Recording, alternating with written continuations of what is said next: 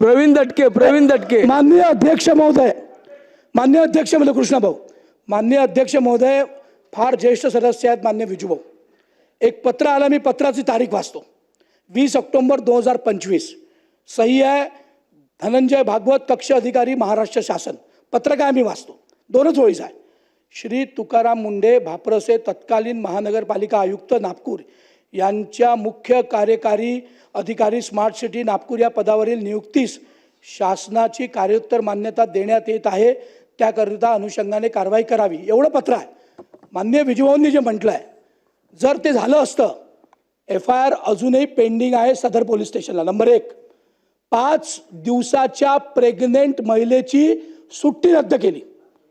5 दिवसाच्या, 5 महिने 5 दिवसाच्या प्रेग्नेंट महिलेची, माननीय अध्यक्ष महोदय, डिलिव्हरी झाले, डिलिव्हरी नंतर 5 दिवसाची हे होती, माफ करा, सुट्टी रद्द केली. दुसऱ्या एका महिलेनी यांनी म्हटलं त्या नसतीवर सही नाही केली म्हणून त्यांना विचित्र शब्दाचा प्रयोग झाला, त्याची महिला आयोगाकडे तक्रार झाली. महिला आयोगाकडे अजूनही हिअरिंग पेंडिंग आहे. माननीय अध्यक्ष महोदय, हे पत्र आल्यानंतर आम्ही लक्षवेधी टाकली, आमचा अधिकार आहे. आणि लक्षवेधी टाकणाऱ्या माननीय कृष्णा खोपडेंना जर गेटवर किंवा मोबाईलवर धमक्या येणार असतील तर तो अधिकारी किती प्रामाणिक आहे काय हा चौकशीचा विषय आहे. आम्ही काही न्यायाधीश नाही. पण अशा पद्धतीने जर अधिकारी वागत असतील तर ही योग्य भूमिका नाही.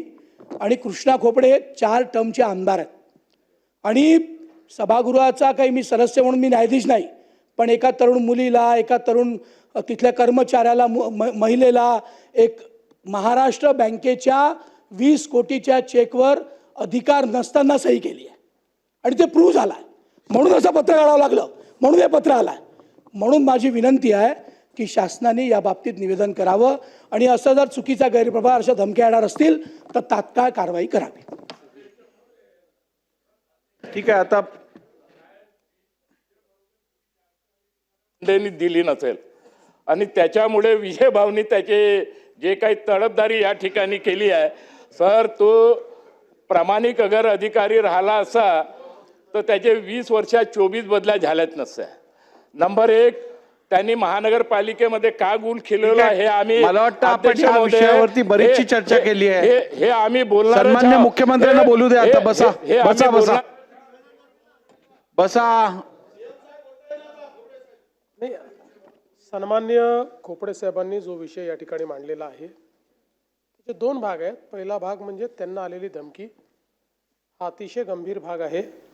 या सभागृहामध्ये कोणी एखादा प्रश्न उचलत असताना तो उचलू नये म्हणून धमकी येणं हा विशेष अधिकाराचाही भंग आहे आणि या सभागृहाच्या अधिकारावर तो अधिक्षेप आहे. त्याची गांभीर्याने दखल घेण्यात येईल.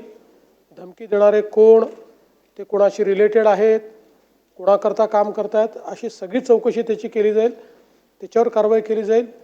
दुसरा जो प्रश्न त्यांनी तुकाराम मुंढे आणि बाकी कारभाराच्या संदर्भात मांडला आहे, त्या संदर्भात सगळी माहिती घेऊन त्या संदर्भातलं वस्तुस्थिती दर्शक निवेदन या सभागृहामध्ये केलं जाईल. धन्यवाद. चला. नाही आता लक्षवेधी क्रमांक 1.